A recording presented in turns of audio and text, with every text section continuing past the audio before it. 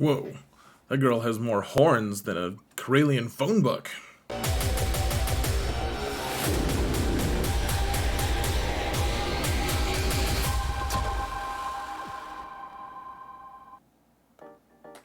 Hello everyone, and welcome to another episode of Xaereth Prevails, a Grand Arena story. We're in the 3v3 season now, as you have probably not failed to miss, and I know that I've been late in getting these videos out, and I mean by now you probably know that I'm trying to transition my channel just a little bit away from just the super focus on GAC that it has been. I'm still putting these things out. I think for the time being it's going to be on the weekend that I post my GAC stuff, both my main and my alt. I think this season I'm taking off from my alt, at least for posting them, because I need something to just give me a little break here. So still gonna get a few of these out. There's not gonna be every single match, however, so we're skipping the first match because myself and my opponent both played a little bit less than stellar, and frankly that fight just kind of makes me mad for a lot of different reasons.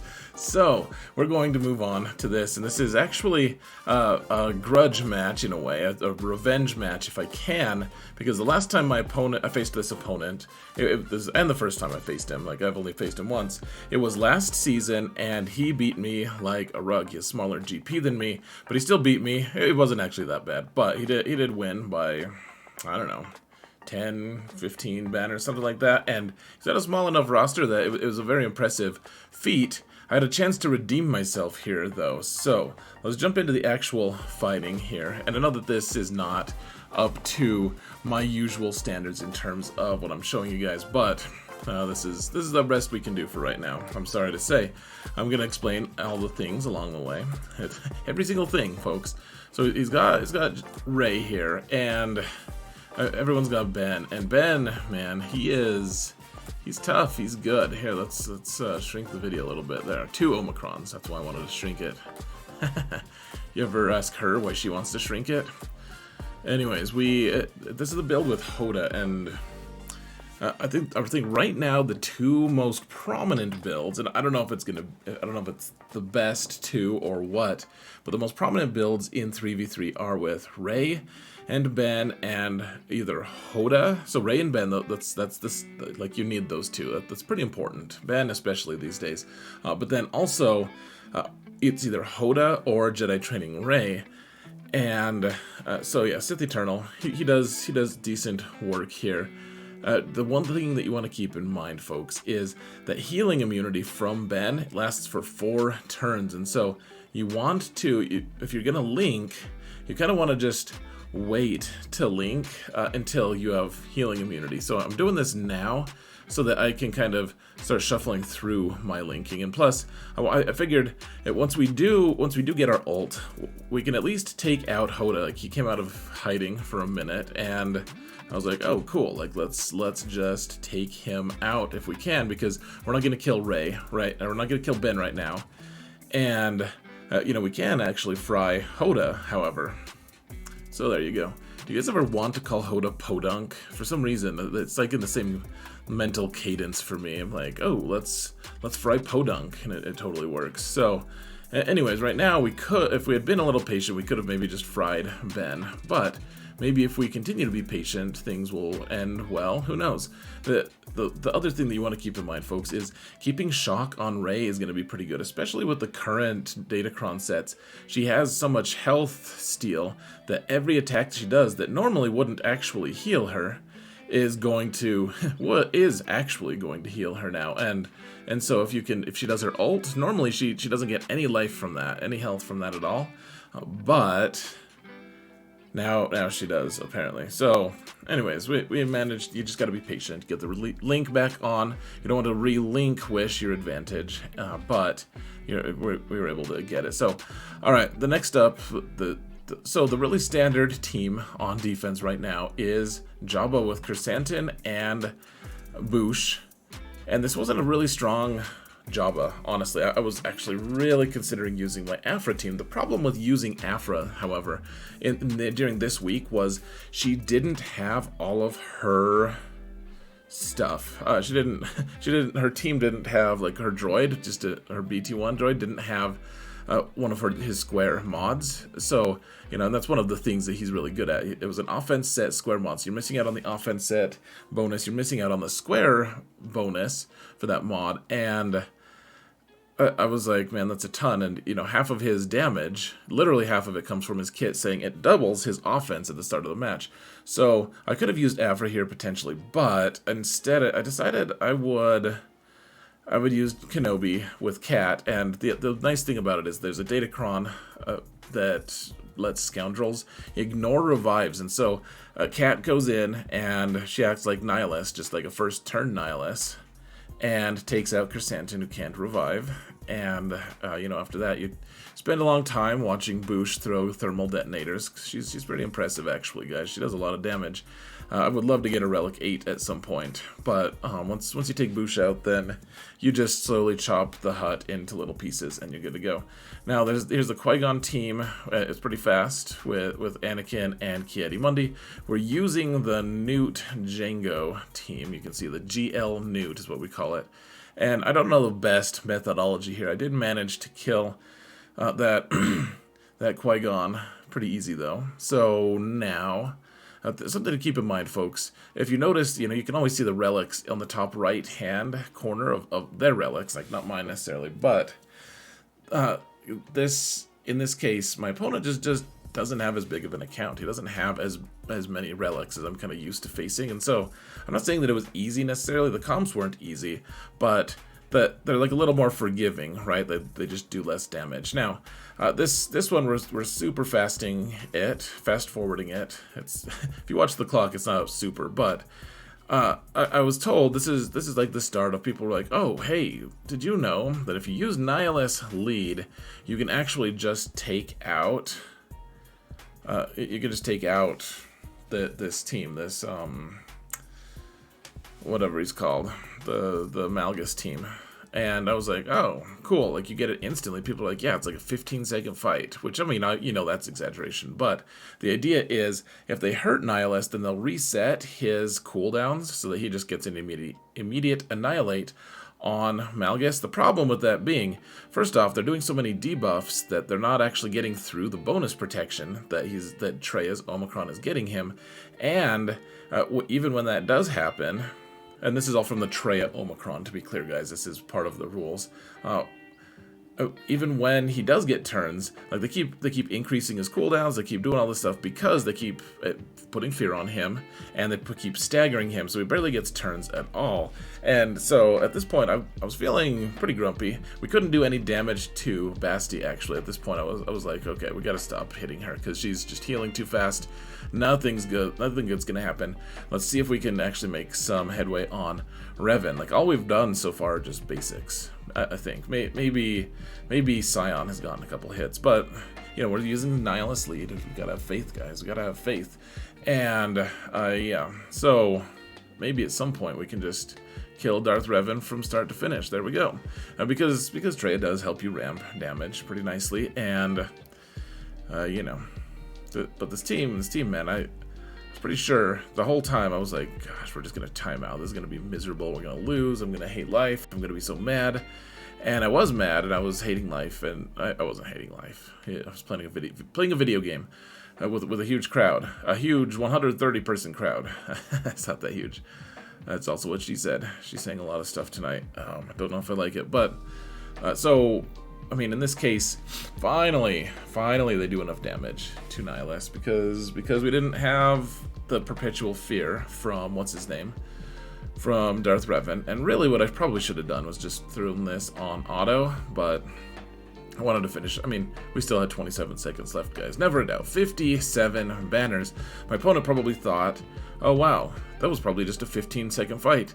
As it turns out, it was 15 seconds. It was just like a ton of different 15-second iterations glued together. Now here's the title card, folks. This is a composition that, I don't know if he came up with this, but my good friend, Solobase 15, who is my co-host on the Gambit podcast that we do for Galaxy of Heroes. You can find the link to that in the video description, or just look it up on Spotify or whatever. We do like a weekly broadcast. We do a live stream of it, even if you want to hang out while we're broadcasting. It's fun. Anyways, he came up with this, or at least he was telling me about it, and I was like, oh, that immediately sounds appealing, because then we can have EP Mara going off and doing their own thing. And now, I'm not very good at having EP Mara go do their own thing, especially now that I'm spoiled with the old set 4 datacrons. But the thing that's awesome about this comp, guys, is, especially when you're facing General Skywalker, because he takes a lot of turns, and right now with all the different datacrons out there, he is super thick. He has a ton of armor, he has a ton of protection, and those are things that are really tough to get through. So, okay, I killed Rex once because I decided I didn't have time to chew through 5s. But anyways, this is interesting, because if you use the ninth sister datacron, whenever she does a special attack, she look at how she just got, didn't have any damage hardly at all from Rex. That was pretty fancy of her. But anyways, the idea here is, gosh, we've got our Star Destroyer and everything. She causes fear with an AoE, guys, and even this one, the special, causes fear. See, Rex is about to go, and then we feared him, and he wasn't about to go. Fancy of us, if ever there was a thing that we were fancy about. All right, we've got the Star Destroyer of healing, and that means we can stun Skywalker and walk away with 57. Pretty good stuff. Remember, if there's Skywalker's hitting hard enough and he's thick enough, it can get a little dicey with this comp. But I don't know, it's not bad because you get EP Mara to do other things. Sometimes you want EP Mara to do other things as well. Gosh, I'm not showing you guys the back zone at all, am I? There's a Lord Vader squad here, so there's that. Oh, that's right. Okay, so this Lord Vader, guys, it has a set 5 cron on it that every time he causes a damage over time, he gets a stack of 5% protection up. And whereas a lot of characters, it's like, oh, that's kind of cool, like that's not too much. With Lord Vader, 5% protection up, and he's causing a minimum of 6 every time he just takes a turn passively. Not to mention if he actually does his Force Crush thing, which is what, another 12 or something on top of the 6 that he's getting. So he's just getting a huge, crazy amount of stacks, and all of those are based off of his maximum health, which all of his protection and health are all kind of just smashed into one place. And so I decided to take Kylo here because the idea was we would just hit him and try to boost ourselves up until the point that he could not. So to the point where I could just do one big hit, one big poke on him, and it would crit him all the way through and kill him. So just do AoEs all the time to do the siphon. I guess that's not the siphon, it's I forget what the terminology is. This is the one where we're boosting our own mastery. The problem is he's starting to do enough damage. I was like, oh, maybe we can just kill him here. And gosh, it's so close, man. So close. Can we actually take him out? I wasn't sure. He's getting close to taking us out. Whew. Okay, 49. No, we finally got through it. So all the stacks of bonus protection. The thing is, he's at 80%. He stops being critable, and Supreme Leader Guy Kylo likes to be able to crit. And so, anyways, if he can't crit, then he's not doing nearly as much damage.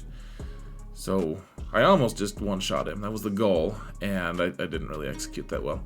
All right, now we're facing a Maul team. Remember, the new Maul set, like with the set 5 here, like set 4 is gone, which means that Lord Vader with Maul isn't absolutely necessary anymore, because set 5 just makes people time out against him anyways, and Maul doesn't really add anything to the equation. So people are putting a Maul on defense alone a lot, which is decent, doesn't suck. Now here I'm getting selfish, guys. I was trying to just tap him a little bit so I could heal a little. Instead of getting a 55, I wanted to get like a 56.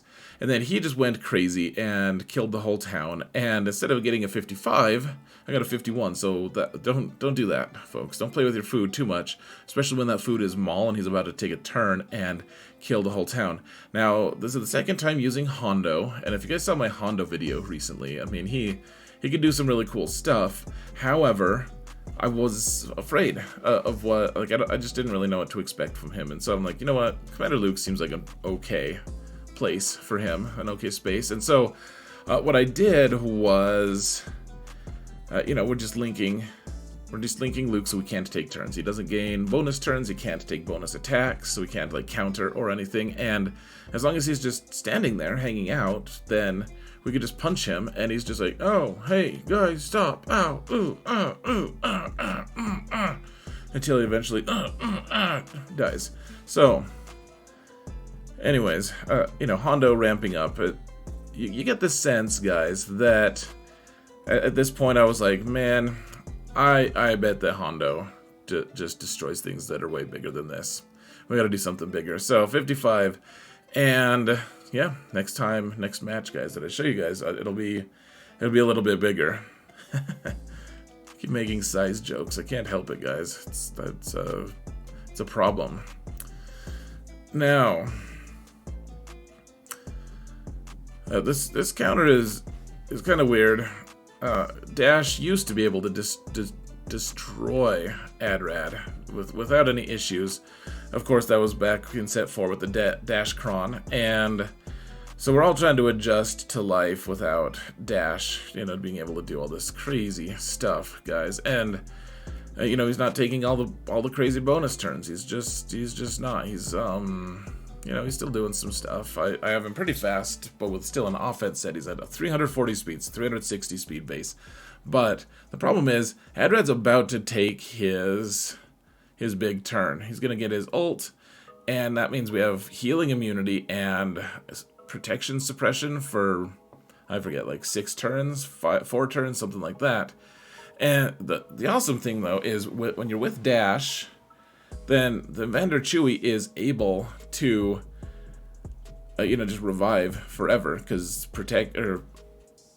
prepared isn't something that Vander is, it doesn't lose that for having healing immunity or anything. So Landino's able to keep him hidden and stealth, so no one can actually hit him, except for AoEs, which, I mean, that's pretty dangerous with 3 exposes. But eventually, Vander took enough turns anyways that he was able to survive and keep everyone alive, and we were able to chew through that AdRad. That doesn't always work, folks. I'm not going to tell you when, but I did fail that at one point. I've succeeded with it a couple times and failed with it once. So I don't. It's not 100% that works, frankly, but just so you guys are aware that is, a potential option to be able to take out that AdRad team. AdRad teams are tough, man. They are very tough these days. All right, so we shot Kara first. Apparently, you're supposed to shoot Kara first here. I mean, I think Iden just takes out the Kyle Katarn team super easy, regardless. So,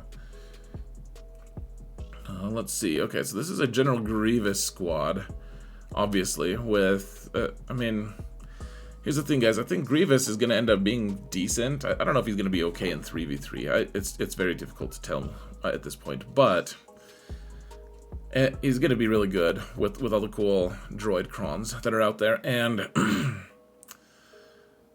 this just wasn't one of the versions of those. That was a version that wasn't that good.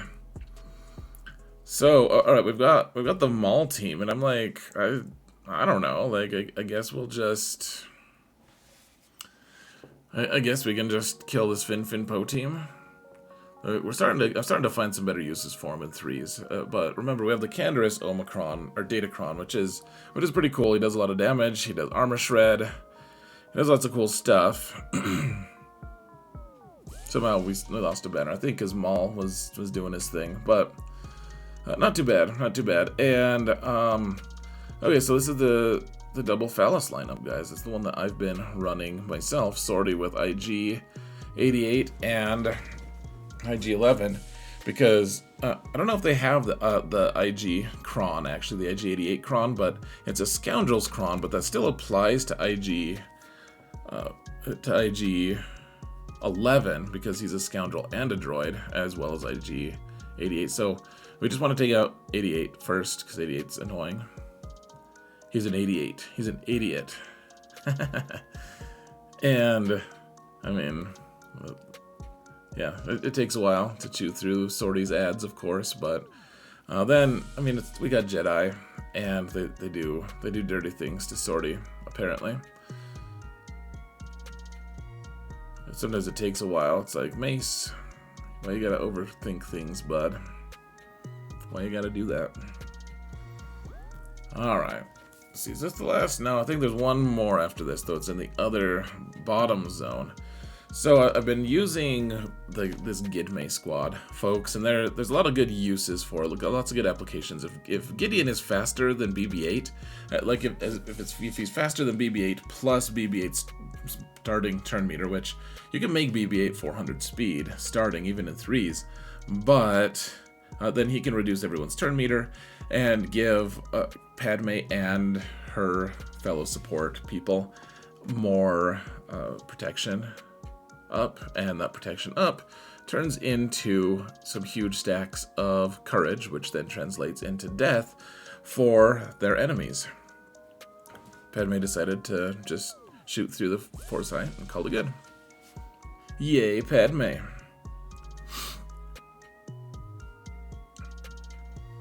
So things are going okay against my opponent so far.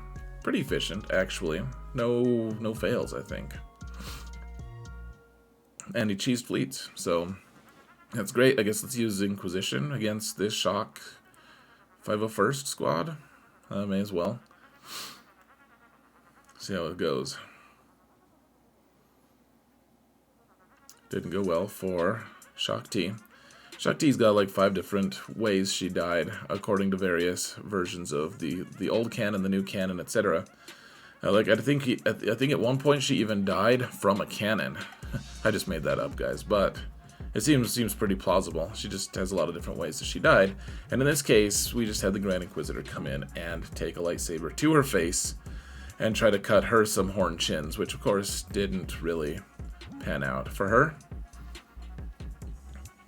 So we got fleets, and we got to be efficient here, guys, because at this point, it's like, okay, my opponent placed how many GLs? Just like, oh yeah, I think he placed 3. He placed that bonus Lord Vader one, so that means he only has 4 for offense, and I placed 4 Galactic Legends on defense. Like, I just decided, at one point, before this matchup, like, I didn't scout at all. I was just like, you know what, I'm just gonna not care. I have enough off-meta counters to some of the teams that have been giving me problems in 3s anyways lately, that I think I can actually just wend my way through even some of the tougher zones that someone could set for me. And so that's what we're doing. I mean, what we're trying to do at least is just make my opponent use some crazy counters or else. And so, being able to go through here, and we only have 3 GLs, and my opponent placed 3 GLs on defense, so we have 4, they have 4 to beat him with, but then I also have like Malgus on defense, and General Skywalker, and all that stuff. You guys can look at my defenses and the results on swgoh.gg. But, well, you guys will actually see the results here, in fact. But we're, gosh, using Malevolence against Negotiator could be so ugly, guys. It could be so ugly. But, yeah, one way or another, I placed a good defense, and I just needed to keep myself from, crapping the bed, frankly.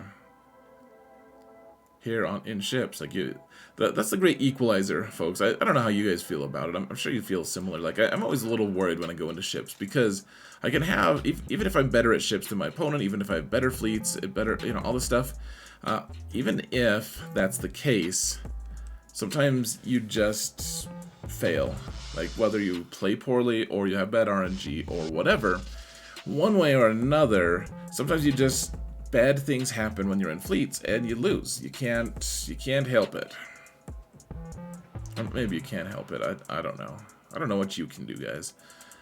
I just know that sometimes in fleets you struggle and you just get a loss that you're like, well, I don't know. I guess I deserved that, but I played really well in squads. I wish that I had been rewarded for my good play in squads. So, I mean, and honestly, I think that the game is progressing more toward having more fleet involvement rather than less. We'll see if that's actually ends up being truthful. Well, it's truthful that I think that, but we'll see if it turns into something that actually happens. Yeah, so we can steal some of these buffs and therefore some of his turn meter, and then Vader gets to go again soonish. Yeah, not too bad.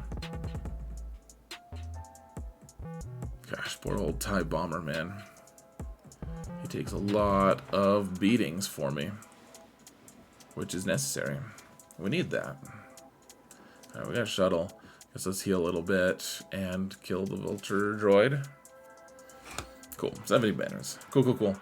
And then finally we got Radiance here. And what better fleet to use than a Radiance mirror? Now, one thing I'll point out, folks, if you have... This works if you have better or equal modding to your opponent. Or not modding. I mean, modding is part of it, but like pilots for the fleet. And a lot of people will have like the baseline, you know, Relic 3 on Resistance pilot, Relic, you know, Relic trash on Rose. Like not put mods on her or whatever because no one wants to use her because she's not a very good character. I get that. But remember, if you want to use this fleet seriously, it's been bailing me out big time lately, especially in this mirror match, but then also to clean up executors that I can't take out and stuff, then like this fleet, it really could use a few more relic levels. I know that's not what you want to hear, because everyone needs relics these days, but just something to keep in mind, like this fleet has, it has some really good stuff, like it has teeth, a few teeth.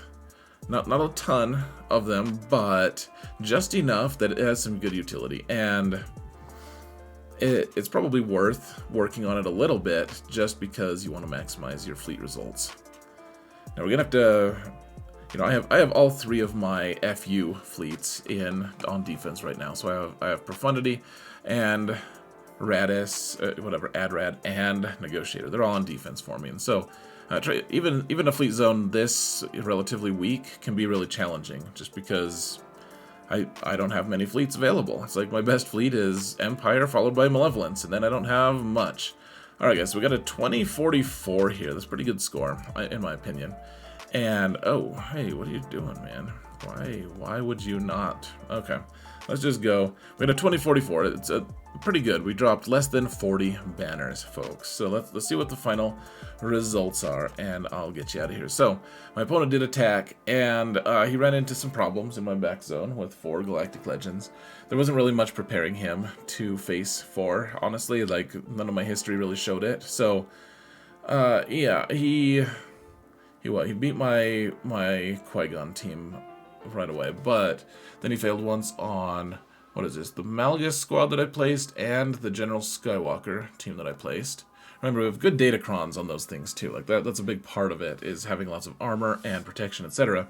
And then he failed, let's see, this is on the top zone. He failed twice against my Sortie double phallus comp with the IG-88 Kron. So that was, I don't know, gratifying or something. He failed once on my Bosk team. He failed once on my Profundity or AdRad. And remember, folks, that if you fail a few times in the front, it just makes everything cascadingly worse in the back. Like, you just have way fewer teams to be able to deal with the important stuff. And so, I doubt my opponent would normally have failed as much as he did, except he failed early in my front zone, which caused him to use some of his better counters, which means he had less awesome counters for the rest of this stuff. And so he failed against my Lord Vader.